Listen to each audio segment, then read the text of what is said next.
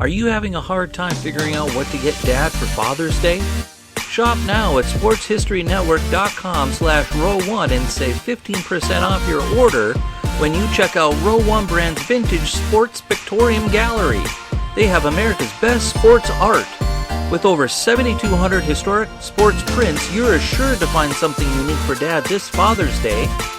If he's an NFL buff, check out the 1963 vintage NFL helmet poster. Shop now at sportshistorynetwork.com/row1.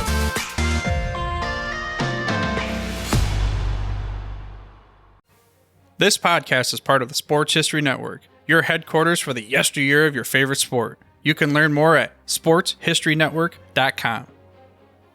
Hello, sports fans, and welcome to another edition of Yesterday's Sports on the Sports History Network. If you're a fan of professional wrestling or weightlifting, you're probably familiar with the name Ken Patera. But did you know that Patera was also a top-notch track and field athlete? Ken was good enough to qualify for the 1968 Olympic trials in the shot put, where he placed a respectable 6th. In high school, Patera couldn't get enough of sports.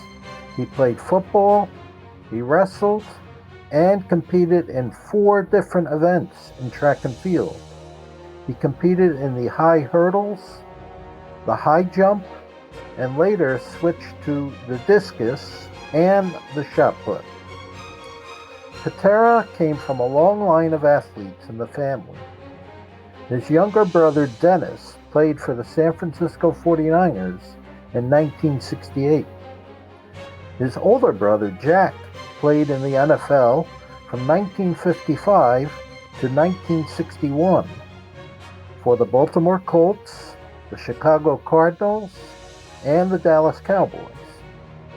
After his playing career ended, he became a defensive line coach for the Rams, Giants, and Vikings.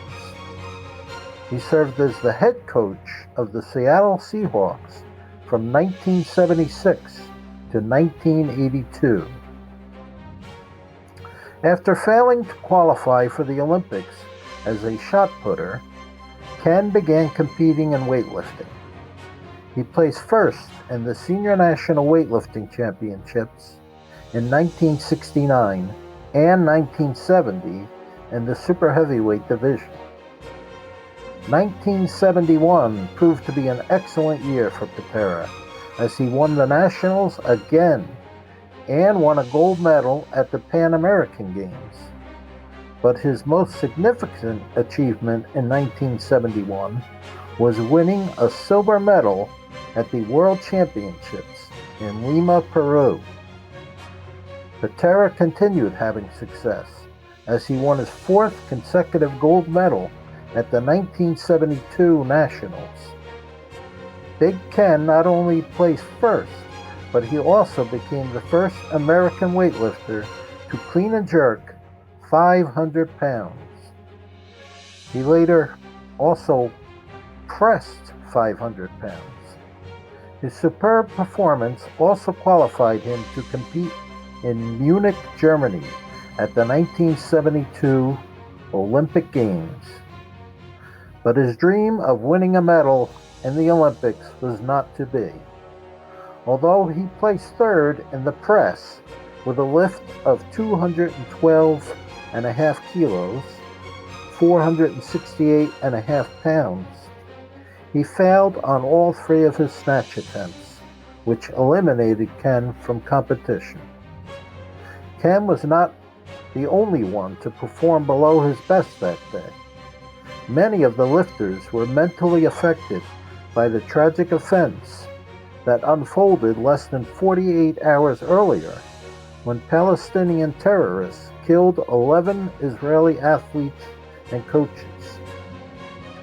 Shortly after the Olympics, the International Weightlifting Federation voted to eliminate the press, Ken's best lift, from competition. With little to gain financially from lifting, Patera, now 30 years old, decided to retire from weightlifting and go into the world of professional wrestling. Ken's best competition lifts are as follows: clean and press, 505.5 pounds. In the snatch, he did 386.5 pounds. In the clean and jerk, he did 505.5 pounds. His 1,397 pound total, all three lifts combined, is the highest total ever by an American lifter. Patera began his pro wrestling career in the American Wrestling Alliance under the tutelage of the legendary Vern Gagne. With Patera playing the role of the babyface, a feud developed between himself and villain Johnny Valentine, who was the father of Greg the Hammer Valentine. After leaving the AWA, Patera wrestled for the NWA, where he feuded with another villain, superstar Billy Graham. You can watch Ken Patera and superstar Billy Graham arm wrestle if you go to YouTube and click in, I think if you just type in superstar Billy Graham versus Ken Patera arm wrestling, I'm sure a video will pop up if you're interested in seeing that.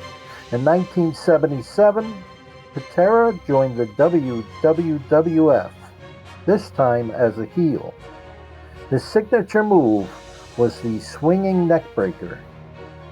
After making a name for himself, Ken wrestled Bruno Sammartino for the championship belt.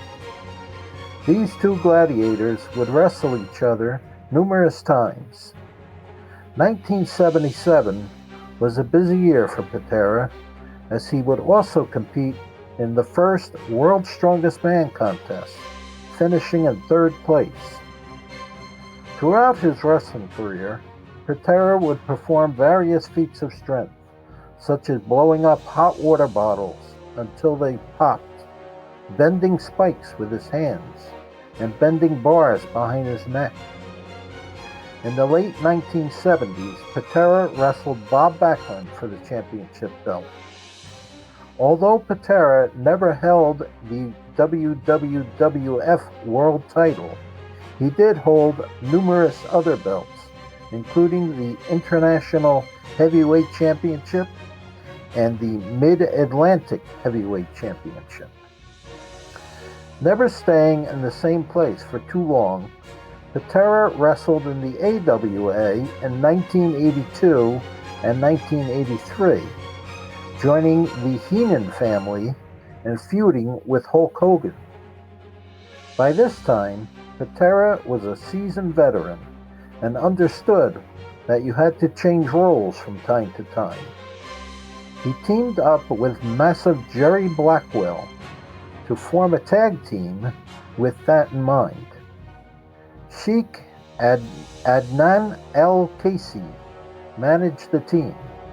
Casey had wrestled against Patera several years earlier under the name of Billy White Wolf. Patera broke White Wolf's neck using his patented move, the swinging neckbreaker. But unlike the time when Bruno Sammartino had his neck broken, accidentally by Stan Hansen, White Wolf's broken neck was a fabrication. White Wolf retired from wrestling and became manager Adnan El Casey. With Casey as their manager, Blackwell and Patera wore Arabian-style garments and defeated Greg Gagne, Vern's son, and Jim Brunzell to win the AWA World Tag Team Championship in June of 1983. All was going well for Ken Patera, who was at the height of his wrestling career, but then he got into some trouble. After checking into a hotel late at night on April 6, 1984, in Waukesha, Wisconsin, Patera and his tag team partner, Masa Saito, needed to get something to eat. They were hungry after just wrestling at a nearby show. With all nearby restaurants closed, Patera walked over to a McDonald's to purchase burgers for himself and Saito. But that too was closed. Patera pleaded with them and explained that he just wanted to buy the leftover burgers and he'd be on his way. But to no avail. Enraged, Patera allegedly threw a large rock through the window, although Patera denies this, claiming it was a disgruntled former employee who threw the rock. In any case, the police showed up at the hotel, and Saito and Patera roughed them up pretty good. In August 1985, they were both sentenced to serve a 2-year prison term. They were released 6 months early for good behavior. Patera returned wrestling in the WWF as a babyface and feuded with former manager Bobby the Brain Heenan, whom he said sold me down the river while I was in prison. Not long after his return, Patera had to take another layoff from wrestling due to rupturing the bicep in his right arm. Now in his mid-40s, Patera was no longer a headliner, but he continued wrestling all through the 1990s. In 2013, Patera was an honoree at the Association of Old Time Barbell and Strongman Reunion Dinner in Newark, New Jersey.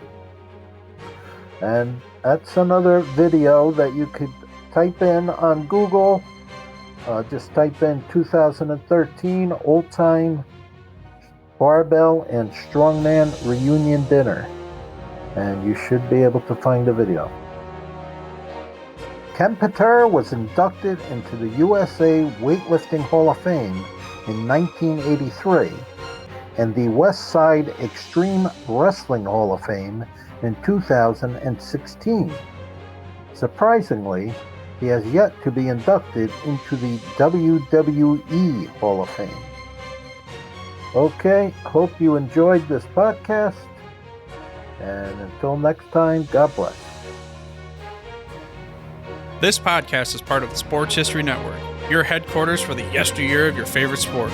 You can learn more at sportshistorynetwork.com. We here at the Sports History Network proudly partner with 26 podcasts, all revolving around the history of sports.